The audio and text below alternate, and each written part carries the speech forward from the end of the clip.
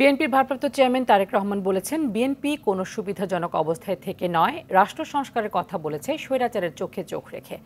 রোববার রাতে বিএনপি ঘোষিত রাষ্ট্র কাঠামো মেরামতের রূপরেখার ৩১ দফা ও নাগরিক ভাবনা শীর্ষক আলোচনায় ভার্চুয়ালি যুক্ত হয়ে এসব কথা বলেন তিনি। তারেক রহমান আরও বলেন, বিএনপি আন্দোলনের পাশাপাশি দেশ গঠনের চিন্তা করেছে। এখন যারা সংস্কারের কথা বলছে তারা সুবিধাজনক অবস্থায় আছে, অথচ দেশ জুড়ে হাজার হাজার নেতাকর্মী যখন কারাবন্দী, লাখ লাখ নেতাকর্মীর বিরুদ্ধে মামলা, তখন বিএনপি রাষ্ট্র সংস্কারের ৩১ দফা দিয়েছে।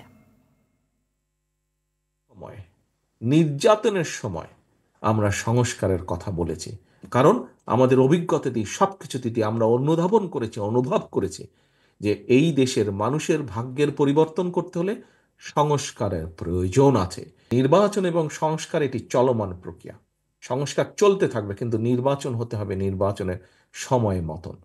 এবং সে কারণেই আমরা অনেককেই দেখছি বলছে মুখে আগে সংস্কার পরে নির্বাচন, কিন্তু বাস্তবে তারা ঠিক তার বিপরীত কাজটি করছে, যেটি বিএনপি কখনোই বলে না।